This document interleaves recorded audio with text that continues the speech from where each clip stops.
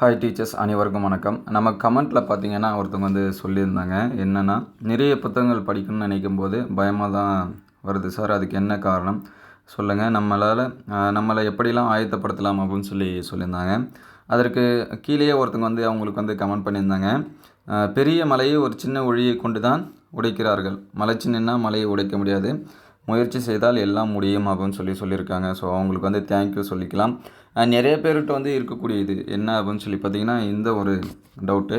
இப்போ காலையில் ஃப்ரெண்டு ஒருத்தர் வந்து வாட்ஸ்அப் ஸ்டேட்டஸில் வச்சுருந்தார். எந்த வேர்வைக்கும் வெற்றி ஒரு நாள் வேர்வைக்கும் அப்படின்னு சொல்லியிருந்தார். ஸோ தொடர்ந்து நம்மளுடைய முயற்சி எந்த அளவுக்கு பண்ணுறோமோ கண்டிப்பாக நம்மளுக்கு வந்து சக்ஸஸ் வந்து கண்டிப்பாக கிடைக்கும். சரிங்களா? நமக்கு வந்து பெரிய டாப்பிக்காக இருக்குது, நமக்கு மட்டும் இல்லை, நம்மளுடைய மேட்சஸ் எல்லாத்துக்கும் அது சேம் ஃபீலிங் தான். சரிங்களா? நமக்கு வந்து அதிகமான கண்டென்ட்டாக இருக்குது அப்படின்னு நினச்சிக்கிட்டே மைண்டில் ஃபிக்ஸ் பண்ணி படிச்சிங்க அப்படின்னா, நமக்கு சைக்காலஜி எல்லாமே ஆல்ரெடி படிச்சிருக்கோம். சரிங்களா? பிஎட் படிக்கிறப்ப சைக்காலஜி படிச்சிருக்கோம். நம்ம மைண்டை ஃபஸ்ட்டு எடுத்தோன்னே அது வந்து நிறையா இருக்குது அப்படின்னு இதெல்லாம் எப்படி நம்மளால் படிக்க முடியும் அப்படின்னு ஒரு மைண்டில் ஃபிக்ஸ் பண்ணிவிட்டு படித்தோன்னா, அது எந்த படித்தாலும் டெய்லியும் படிக்கிறப்பே அது வந்து நமக்கு மைண்டில் வந்துகிட்டே இருக்கும். ஸோ இது வந்து கம்மி தான், நமக்கு வந்து ஈஸி தான். அது கஷ்டமாகவே இருந்தாலும் நம்ம ஸ்டூடெண்ட்ஸ்க்கு வந்து சொல்கிறது தான். சரிங்களா? ஸ்கூலில் வந்து நம்ம வந்து போய் கிளாஸஸ் இதெல்லாமே எடுத்திருப்போம். பிஎட் படிக்கிறப்ப ட்ரைனிங் இதெல்லாமே எடுத்திருப்போம். அப்போ கொஞ்சம் ஆவரேஜாக படிக்கக்கூடிய ஸ்டூடெண்ட்ஸ்க்கு வந்து நம்ம என்ன சொல்லுவோம் அப்படின்னா, இதெல்லாமே கஷ்டம் இல்லை, கொஞ்சம் கொஞ்சமாக படி, அது வந்து ஈஸியாக இருக்கும் அப்படின்னு சொல்லிட்டு. சரிங்களா? எல்லாமே நமக்கு தெரிஞ்சுதான், அது நமக்குன்னு வரும்போது கொஞ்சம் யோசிப்போம். அந்த மெத்தடை வந்து ஃபாலோ பண்ணுறதுக்கு கொஞ்சம் தயங்குவோம். ஸோ நீங்கள் வந்து படிக்கிற கண்டென்ட்டை அதிகமாக இருக்குது அப்படின்னு மைண்டில் ஃபிக்ஸ் பண்ணி படிக்காதீங்க. உங்களுக்கு இருக்கக்கூடிய யூனிட் எது வந்து சிம்பிளாக இருக்கோ அதுலேருந்து வந்து என்ன பண்ணுங்கள், ஸ்டார்ட் பண்ணுங்கள். நான் ஒவ்வொரு வீடியோலும் சொல்கிறது அதே தான். எந்த யூனிட் 20 யூனிட் இருக்குது, இல்லை 10 யூனிட் இருக்குன்னாலும் அதில் எல்லா யூனிட்டும் வந்து என்னது கஷ்டமாக இருக்காது.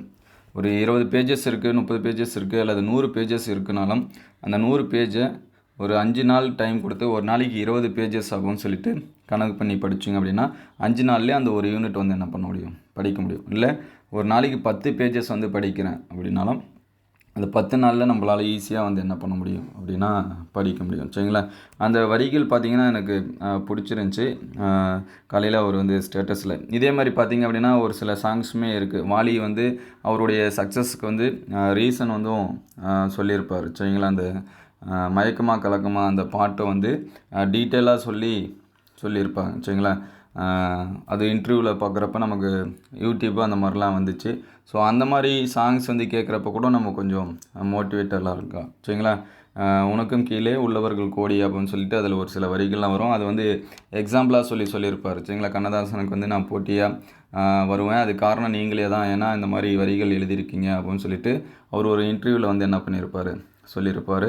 ஸோ தொடர்ந்து முயற்சி செஞ்சால் நமக்கு வந்து என்னது வெற்றி வந்து சக்ஸஸ் கிடைக்கும். அதுக்கு முக்கியமாக பண்ண வேண்டியது என்ன அப்படின்னா, நமக்கு கிடைக்கக்கூடிய ஸ்பேஸை வந்து கரெக்டாக யூஸ் பண்ணி படிக்க வேண்டியது தான். சரிங்களா? இப்போ நோட்டிஃபிகேஷன் வந்து டிலே ஆகுது.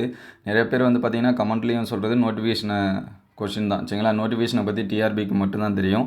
நமக்கு ஆன்லைன் நாளில் பார்த்திங்கன்னா மே மந்த்து கொடுத்துருக்காங்க, ஆனால் அதன் படியில் வரல. சரிங்களா? அதேமாதிரி டெட்டு ஃபஸ்ட்டு கொடுத்துருந்தாங்க, அதுக்கடுத்து தான் டிஆர்பி.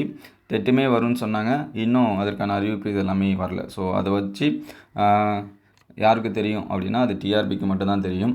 ஆனால் நமக்கு உறுதியாக தெரியும் வரும் அப்படின்னு சொல்லிட்டு. சரிங்களா? அப்போ அதுக்கு வந்து நம்ம வந்து 100% வந்து ப்ரிப்பேர் ஆகிட்டோமா அப்படின்னு சொல்லிட்டு பாருங்கள். ப்ரிப்பேர் ஆகலைன்னா தொடர்ந்து டெய்லியும் வந்து என்ன பண்ணுங்கள், கொஞ்சம் கொஞ்சமாக படிங்க. சரிங்களா? அதிகமாக படிக்க முடியும்னாலும் கொஞ்சம் கொஞ்சமாக படிங்க. ஈஸியாக இருக்கக்கூடிய கண்டென்ட் எடுத்து வச்சுட்டு படிங்க. அதற்கு சிம்பிளாக ஒரு டெஸ்ட்டு இந்த மாதிரி எழுதி பாருங்கள். ரொம்ப முக்கியம், ஃபஸ்ட்டு நீங்கள் ப்ரீவியஸ் இயர் கொஷின்ஸ் வந்து பார்த்துட்டு வந்துடுங்க. சரிங்களா? ஒரு யூனிட்டுக்கு படிக்கிறீங்க அப்படின்னா அந்த யூனிட்டுக்கான ப்ரீவியஸ் இயர் கொஷின்ஸ் இருந்துச்சு அப்படின்னா பாருங்கள். ப்ரீவியஸ் இயர் கொஷின்ஸ் எல்லாமே நிறையா புக்ஸ் அவைலபிளாக இருக்குது, எல்லா மேஜர்ஸ்க்குமே இருக்குது. சரிங்களா? கைடு மாதிரிலாம் விற்கிறாங்க. அந்த கொஷின்ஸ் வச்சு ஒரு 2-3 இயர் கொஷினை படிச்சுட்டு நீங்கள் படிச்சிங்க அப்படின்னா, ஆமாம் இந்த கண்டென்ட் எல்லாமே கொஷினில் கேட்டிருக்காங்க. நீங்கள் யூஜிடிஆர்பிலேருந்தே பாருங்கள். சரிங்களா?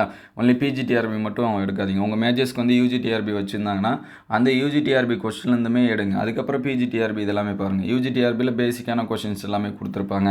அதுக்கடுத்து பிஜிடிஆர்பியில் அதை விட அட்வான்ஸான கொஷின்ஸ் வந்து கொடுத்துருப்பாங்க. சரிங்களா? எல்லா மேஜர்ஸ்க்கும் வந்து யூஜிடிஆர்பி வந்து நடந்திருக்குமான்னு தெரியல.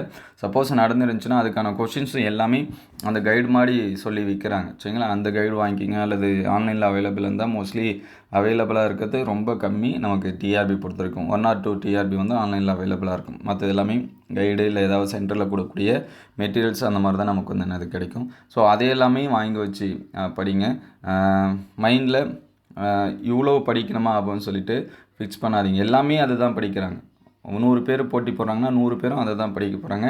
அதே யார் பெஸ்ட்டாக பண்ணுறாங்களோ அவங்க வந்து என்ன பண்ணுறாங்க, சக்ஸஸ் போகிறாங்க. நம்ம அதில் ஏதாவது கொஞ்சம் மிஸ்டேக் பண்ணியிருந்தோம் அப்படின்னா நமக்கான வெற்றி வாய்ப்பு அந்த இடத்துல கொஞ்சம் வந்து என்ன பண்ணுது, குறையுது. அவ்வளோதான் வித்தியாசம். ஸோ நிறைய பேர் பார்த்திங்கன்னா கமெண்ட்லையுமே சொல்லியிருக்காங்க, நான் வந்து சி வரைக்கும் போனால் அடுத்த வாட்டி கண்டிப்பாக சக்ஸஸ் பண்ணுவேன், தேங்க்யூ அப்படின்லாம் சொல்லியிருந்தாங்க. ஸோ அவங்களுக்கு எல்லாமே தேங்க்யூ. தொடர்ந்து முயற்சி பண்ணால் ஒரு சில பேரால் தான் முதல் டைமே சக்ஸஸ் பண்ண முடியும். ஒரு சில பேர்லாம் 2 டைம் 3 டைம் 4-5 டைம் எழுதுகிறவங்களாம் இருக்காங்க. டிஎன்பிசிலாம் பார்த்திங்கன்னா இயர் வைஸாக கால்ஃபர் பண்ணிகிட்டே தான் இருக்காங்க.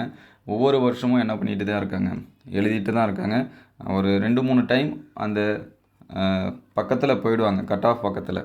அதுக்கான ரீசன்லாம் கண்டுபிடிச்சிட்டாங்கன்னா அவங்க அடுத்த வாட்டி என்ன பண்ணுறாங்கன்னா செலக்ட் ஆகிடுவாங்க. ஸோ நம்மளாலையும் என்ன பண்ண முடியும், செலக்ட் ஆக முடியும்.